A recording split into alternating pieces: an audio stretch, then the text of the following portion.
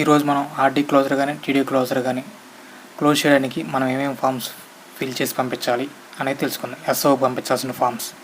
Okay, ఫస్ట్గా closure form, account closure form SB7A form ఉంటుంది కదా, ఆ ఫామ్ తీసుకుని నేమ్ ఆఫ్ పోస్ట్ ఆఫీస్, మీ పోస్ట్ ఆఫీస్ నేమ్ రాసి, ఇది ఇక్కడ ఆర్డీ క్లోజర్ అయితే RD, TD closure TD, SB closure అయితే ఎస్బీ. ఓకేనా, మనం ఆర్డీ మేజర్గా జరిగేది ఆర్డీ కాబట్టి మనం దాని గురించి చెప్పుకుందాం. ఆర్డీ అయితే ఆర్డీ రాయండి, ఇక్కడ ఆ అకౌంట్ నెంబర్ వేయండి. ఏదైతే మనం క్లోజింగ్ పంపిస్తున్నామో ఆ ఆర్డీ అకౌంట్ నెంబర్ వేయండి. ఇక్కడ అమౌంట్ సపోజ్ 5 years పాటు 30,000 కట్టారు అనుకుందాం, 500 గడికి. ఓకేనా, 30,000 ఇక్కడ ఫిగర్ వేసేసి ఇక్కడ ఓట్స్లో రాసేసేయండి. ఓకేనా, ఇక్కడ కస్టమర్ చేత సంతకం పెట్టించండి. అక్కడ ఒక సంతకం, ఇక్కడ ఒక సైన్. ఓకేనా, ఇక్కడ ఒక సైన్, ఇక్కడ సైన్ పెట్టించండి. ఇన్ కేసు ఆయన తంబ్ అయితే విట్నెస్ కూడా ఒక చేత పెట్టించాలి. స్టాంప్ కూడా, విట్నెస్ స్టాంప్ ఉంటుంది, ఆ స్టాంప్ కూడా వేసేయండి విట్నెస్. ఇప్పుడు దీంట్లో ఇది SB7A అనేది, ఇప్పుడు ఇది నీకు ఒక్కొక్క ఫామ్ ఒక్కొక్క రకంగా ఉండొచ్చు. ఇది నేను మేబీ ఇది పాత ఫామ్ అయి ఉండొచ్చు. కొన్ని ఫామ్లు ఎలా ఉంటుందంటే మీకు డేట్ ఆఫ్ మెచ్యూరిటీ డేట్ కూడా ఏమంటారు. ఇప్పుడు ఆర్డీ బుక్లో మెచ్యూరిటీ డేట్ ఉంటుంది కదా, ఆ డేట్ మెచ్యూరిటీ డేట్ అన్న చోట ఆ మెచ్యూరిటీ డేట్ వేసేయండి, సరిపోతుంది. ఓకేనా, SB అకౌంట్ నెంబర్ కూడా దేంట్లో క్రియేట్ చేయాలి అని అడిగినప్పుడు SB అకౌంట్ అని ఉంటుంది, ఆ SB అకౌంట్ నెంబర్ కూడా వేసేసేయండి. SB అకౌంట్ నెంబర్ ఏదైతే SB అకౌంట్ నెంబర్ ఉంటుందో ఆ SB అకౌంట్ నెంబర్ కూడా వేసేసేయండి. ఓకేనా, మళ్ళీ ఆ ఫామ్ ఏంటి అలా ఉంది, ఈ ఫామ్ ఏంటి ఇలా ఉంది అనుకోవద్దు. దాంట్లో మెచ్యూరిటీ డేట్ అడుగుతారు, ఆ మెచ్యూరిటీ డేట్ వేసేయండి. బుక్ మీదే ఉంటుంది ఆ మెచ్యూరిటీ డేట్, ఆ డేట్ వేసేసేయండి. SB అకౌంట్ నెంబర్ కూడా వేయాల్సి వస్తుంది, SB అకౌంట్ నెంబర్ కూడా వేసేసేయండి, సరిపోద్ది. SB account number, SB book ఎక్కడదని కూడా ఉంటుంది, ఏ పోస్ట్ ఆఫీస్ సంబంధించిందో ఆ పోస్ట్ ఆఫీస్ నేమ్ ఇక్కడ రాసేసేయండి. SB అకౌంట్ నెంబర్ రాసేసి పోస్ట్ ఆఫీస్ నేమ్ రాసేయండి, సరిపోతుంది. ఓకేనా, ఒక్కో ఫామ్ అలా ఉంటుంది అనమాట.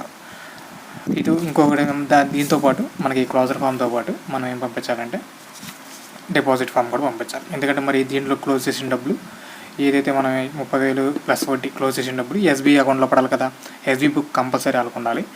సో SB అకౌంట్లో పడాలి కాబట్టి దీని మీద కూడా ఒక డిపాజిట్ సైన్ పెట్టించేసి అకౌంట్ నెంబర్ వేసేయండి. ఇక్కడ SB టిక్ పెట్టండి, ఇంకేం ఫిల్ చేయవలసిన, నేమ్ రాసి పంపించండి, ఇంకేం ఫిల్ చేయవలసిన. ఆ అమౌంట్ వడ్డీతో సహా SOలో రాస్తారు ఇక్కడ. ఓకేనా, ఇక్కడ SPM గారు సైన్ పెట్టుకుంటారు. ఓకేనా, సరిపోతుంది. మేజర్గా ఆర్డీ అకౌంట్ క్లోజ్ చేసేటప్పుడు SB బుక్ కూడా వాళ్ళకు ఉండాలి. ఓకేనా, ఒక ల్యాప్ అని ఓపెన్ చేయండి. మేజర్గా 90% SB అకౌంట్ ఉంటుంది. నేను దాని గురించి మాత్రం చెప్తున్నాను, ఇంకా వేరే వేస్ గురించి నేను చెప్పట్లేదు. ఓకేనా, ఆర్డీ అకౌంట్ క్లోజ్ చేయడానికి కానీ టీడీ అకౌంట్ క్లోజ్ చేయడానికి SB బుక్ కంపల్సరీ కావాలా. ఆ SB అకౌంట్ నెంబర్ ఎక్కడ వేసి డిపాజిట్ పంపించండి. ఆ బుక్తో పాటు RD book plus SB book కూడా పంపించాలి, రెండు పంపించాలి. ఓకేనా, ఇప్పుడు ఏదైతే పంపిస్తున్నామో క్లోజర్, ఆ క్లోజ్ అయిపోయిన ఆర్డీ బుక్, SB బుక్, దేంట్లో డబ్బులు వేయాలి, ఈ డబ్బులు దేంట్లో పడాలి, ఆ బుక్ SB బుక్. ఓకేనా, అది కూడా మనం పంపించాలి ఈ ఓచెస్తో పాటు. ఓకేనా, మీరు పంపిస్తే సరిపోతుంది, వాళ్ళు క్లోజ్ చేసుకుంటారు. మనం ఈ 4 పంపించాలన్నమాట: closure form, deposit form, SB book, RD book. Okay, ఈ 4 పంపించేస్తాం.